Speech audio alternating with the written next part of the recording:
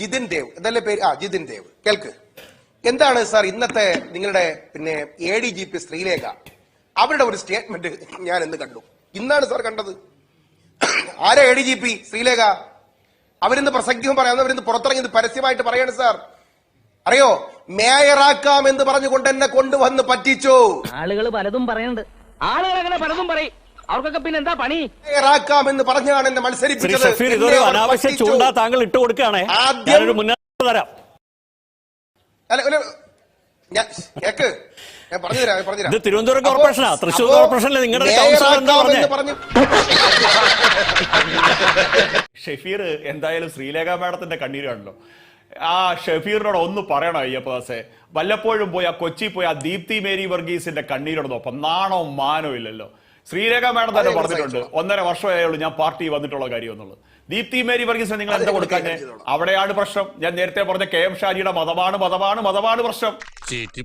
13-ന് result വന്നപ്പോൾ ആദ്യം BJPയുടെ സംസ്ഥാന അധ്യക്ഷൻ പറഞ്ഞ വാക്കെന്ന് പറയുന്നത് UDFന്റെ വിജയം എന്ന് പറയുന്നത് ടെമ്പററിയാണ്. ഈ വാക്കാണ് അദ്ദേഹം ഉപയോഗിച്ചത്. ശാശ്വതമായ അല്ലെങ്കിൽ അറ്റ്ലീസ്റ്റ് ഫോർ നെക്സ്റ്റ് 5 years എന്ത് സംഭവിക്കാൻ പോകുന്നു എന്നതിന്റെ റിഫ്ലക്ഷൻ ആണെന്ന് UDF ആത്മവിശ്വാസം കൊണ്ടു. 80 സീറ്റിൽ അവർ മുന്നിലാണെന്ന കണക്കുകൾ വന്നു. ഇതല്ല, 80-ൽ നിന്ന് 100 ആക്കാൻ പറ്റുമെന്ന ആത്മവിശ്വാസത്തോടെ ഒരു ക്യാമ്പ് കഴിഞ്ഞ് ഒറ്റക്കെട്ടായി UDF പുറത്തേക്ക് വരികയാണ്. ഇതിനെ, ഈ UDFന്റെ ആത്മവിശ്വാസ പ്രകടനത്തെ, അവരുടെ ഒരു പടയൊരുക്കത്തെ BJP എങ്ങനെയാണ് കാണുന്നത്? തൂറാത്തവൻ തൂറുമ്പം തീട്ടം കൊണ്ട് ആറാട്ട്. ചിലരൊക്കെ കാരണം 7-8 വർഷമാണ് നഷ്ടമായത്. അതുകൊണ്ട് തോറ്റു കൊടുക്കാൻ ഞാൻ തയ്യാറല്ല. അങ്ങ് ചോദിച്ച ചോദ്യത്തിനകത്ത് തന്നെ ഉത്തരവുണ്ട്. അണികളെ ഞങ്ങൾ ഒറ്റക്കെട്ടാണ് എന്ന് ബോധ്യപ്പെടുത്താനായിട്ടുള്ള ഒരു തീവ്രമായ പരിശ്രമമാണ് കോൺഗ്രസ് പാർട്ടിയുടെ ക്യാമ്പിന്റെ ഭാഗമായിട്ടുണ്ടായിരിക്കുന്നത്. നമ്മൾ ഇതുവരെ പ്ലാൻ ചെയ്തതിൽ ഏറ്റവും ഗംഭീര അവര് ജനങ്ങളെ ബോധ്യപ്പെടുത്താനല്ല, അണികളെ ബോധ്യപ്പെടുത്താനാണ്. ജനങ്ങളെ ബോധ്യപ്പെടുത്താനാണെങ്കിൽ അവർ ക്യാമ്പ് നടത്തിയ വയനാട്ടിൽ അവർ പാവപ്പെട്ട ജനങ്ങൾക്ക് മുമ്പാകെ വെച്ച ഒരു വാഗ്ദാനമുണ്ട്. ഒരു 100-140 വീടിന്റെ കണക്ക്, യൂത്ത് കോൺഗ്രസിന്റെ ഒരു 30 വീടിന്റെ കണക്ക്. ഈ വീട് വെക്കാനുള്ള നടപടി, വെച്ചു കൊടുക്കാനുള്ള നടപടി സ്വീകരിച്ചിട്ടാണ് അവർ ആ ക്യാമ്പ് അവസാനിപ്പിച്ച് പോരേണ്ടിരുന്നത്.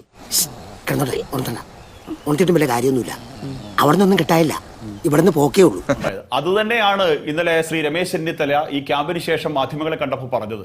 ശശി തരൂർ ഞങ്ങളുടെ പാർട്ടിയുടെ ഭാഗമാണ് എന്ന് പറഞ്ഞു വെക്കുകയാണ് അദ്ദേഹം. നോക്കൂ, ആരെ പറ്റിയാണ് പറയുന്നത്? ഒരു പ്രവർത്തക സമിതി അംഗമത്തെ പറ്റിയിട്ട് ഒരു പ്രവർത്തക സമിതിയിലെ ക്ഷണിതാവിന് പറയേണ്ടി വരുന്ന രാഷ്ട്രീയ ഗതികേട്. ഇത്രയും വലിയ ഗതികെട്ടവൻ ഈ ലോകത്ത് വേറെ ആരെങ്കിലും ഉണ്ടാവും എന്റെ കർത്താവേ?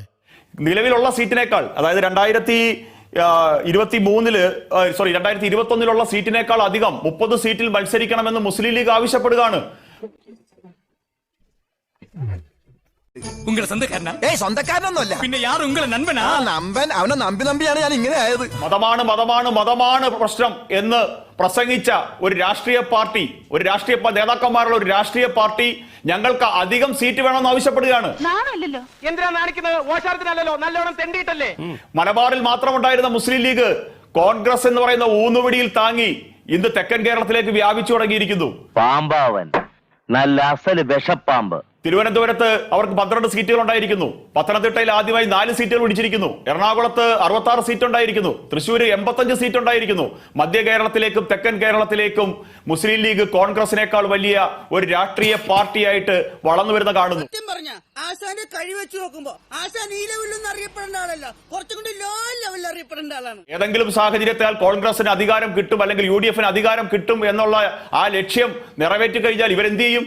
ഇവർക്ക് മുഖ്യമന്ത്രി സ്ഥാനം വീതം വെക്കേണ്ടി വരും. 4 ദിവസം കോൺഗ്രസും ആഴ്ചയിൽ 3 ദിവസം മുസ്ലിം ലീഗും ഭരിക്കേണ്ടി വരും. ഈ കള്ളനെങ്ങാനും അടുത്ത ഇവിടുത്തെ തമ്പുരാനായാൽ എന്റെ അമ്മേ, എനിക്കത് ആലോചിക്കാൻ വയ്യെന്ന്. ഇതാണ് സാഹചര്യം. കാരണം അല്ലാതെ കോൺഗ്രസിന് സ്വന്തം നിലയിൽ ഒന്നും ചെയ്യാൻ സാധിക്കില്ല. അങ്ങ് 2021 സ്ട്രൈക്ക് റേറ്റ് പരിശോധിക്കൂ. 22% സ്ട്രൈക്ക് റേറ്റ് ആണ് കോൺഗ്രസിന്റേത്. 2021 മുസ്ലിം ലീഗിന്റെ സ്ട്രൈക്ക് റേറ്റ് 60%. ഞാൻ പിന്നെ പ്രത്യേകിച്ച് ഇവിടെയുള്ള മറ്റുള്ളവരെ പോലെയല്ല, ആത്മാർത്ഥതയുള്ള കൂടുതലാണ്. നീ പിന്നെ അങ്ങ് പടർന്ന് പന്തലിച്ച് നിൽക്കുമല്ലേ? അത് പന്തലിച്ചോളൂ. താങ്കൾ ഈ മുസ്ലിം ലീഗിനെ കുറിച്ച് പറഞ്ഞപ്പോ മതമാണ് ശരിയാണ്. അത് മുസ്ലിം ലീഗിന്റെ ഔദ്യോഗിക നിലപാടാണോ? ഒരു നേതാവ് പ്രസംഗിച്ചു, ശരി. അതുപോലെ പല പ്രസംഗങ്ങളും നമ്മൾ ഈ നാട്ടിൽ കണ്ടിട്ടുണ്ട്. എന്ന് വിചാരിച്ചിട്ട് അങ്ങനത്തെ കേരളത്തിൽ നിന്ന് മലപ്പുറത്തുനിന്നോ കോഴിക്കോടെന്നോ കണ്ണൂരിന്നോ കൊച്ചിയിലേക്കോ തിരുവനന്തപുരത്തേക്കോ പോകാൻ പാടില്ലാത്തൊരു പാർട്ടിയാണോ മുസ്ലിം ലീഗ്? വളരാൻ പാടില്ലാത്തൊരു പാർട്ടിയാണോ?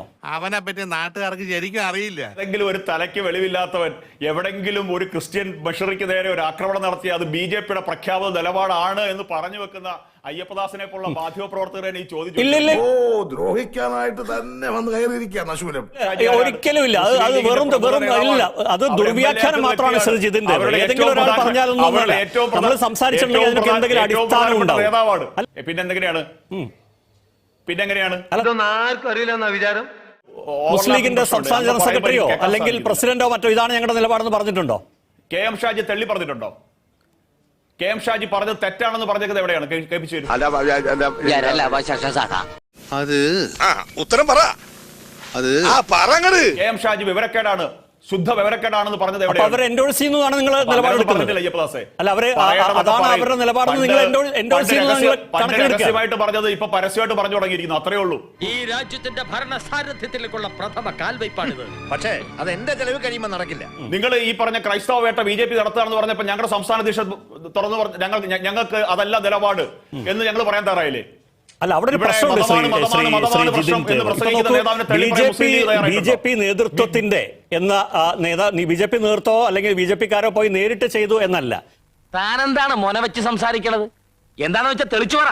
രാജ്യത്ത് അത്തരം സംഭവങ്ങൾ നടക്കുന്നത് തടയുന്നില്ല ഭരണകൂടം എന്നുള്ളതാണ് നിങ്ങളുടെ പേരുള്ള ആദ്യത്തെ ചാർജ്. പിന്നെ രാജ്യത്ത് പല സ്ഥലത്തും സംഭവിക്കുമ്പോൾ അത് തടയുന്നില്ല, അത് തുടരുന്നു എന്നുള്ളതാണ് നിങ്ങളുടെ മേൽ വന്നിട്ടുള്ള പ്രധാനപ്പെട്ട ചാർജ്. അത് മാധ്യമങ്ങൾ ഉന്നയിച്ചിട്ടുണ്ട്, അത് നാളെയാണെങ്കിലും ഉന്നയിക്കണ്ടേ? തനിക്ക് വേറെ ഒരു ജോലിയില്ലേ? നമ്മുടെ ഒരു പ്രധാന ജോലി ഇതാണ്. അപ്പൊ അങ്ങ് ചോദിച്ച ചോദ്യം ശരിയാണോ അയ്യപ്പദാസെ? മുസ്ലിം ലീഗിന്റെ നിലപാടാണോ എന്ന ചോദ്യം ശരിയാണോ? അങ്ങ് അതുമായിട്ട് കൂട്ടി വായിച്ചു നോക്കൂ. അങ്ങയുടെ ചോദ്യം അങ്ങ് അതുമായിട്ട് കൂട്ടി വായിച്ചു നോക്കൂ. നോക്കിയും കണ്ടു നിന്നാ തനിക്ക് നല്ലത്. ഈ സ്ഥലം അത്ര ശരിയല്ല. ഷെഫീർ എന്തായാലും ശ്രീലേഖ മാഡത്തിന്റെ കണ്ണീരാണല്ലോ. ആ ഷെഫീറിനോട് ഒന്ന് പറയണോ അയ്യപ്പദാസെ? വല്ലപ്പോഴും പോയി ആ കൊച്ചി പോയി ആ ദീപ്തി മേരി വർഗീസിന്റെ കണ്ണീരോട് നോക്കാം. നാണോ മാനോ ഇല്ലല്ലോ. ശ്രീലേഖ മാഡം തന്നെ പറഞ്ഞിട്ടുണ്ട് 1.5 വർഷമായുള്ളൂ ഞാൻ പാർട്ടി വന്നിട്ടുള്ള കാര്യം എന്നുള്ളത്. ദീപ്തി മേരി വർഗീസിന് നിങ്ങൾ എന്താ കൊടുക്കാൻ? അവിടെയാണ് പ്രശ്നം. ഞാൻ നേരത്തെ പറഞ്ഞ കെ എം ഷാജിയുടെ മതമാണ് പ്രശ്നം. എന്തേ ലാലി വിൻസെന്റിന് പറയേണ്ടി വന്നു? പെട്ടി കൊടുത്തെങ്കിൽ, കാശ് നിറച്ച പെട്ടി കൊടുത്തെങ്കിൽ മാത്രമേ കോർപ്പറേഷൻ മേയർ ആവുന്നത് സാധിക്കത്തുള്ളൂ. ഇങ്ങനെയൊന്നും BJP ഷെഫീറെ. അപ്പൊ അതെങ്ങനെ എല്ലാം അറിയാന്നല്ലേ ഭാവം. അപ്പൊ പിന്നെ നിങ്ങളുടെ രണ്ടാമത്തെ വിഷയം ഇതാണ്. ഞാൻ മുസ്ലിം ലീഗിനെ മാത്രമേ പറഞ്ഞുള്ളൂ. ജമാഅത്തെ ഇസ്ലാമി നിങ്ങളുടെ സഖ്യമാണെന്നേ.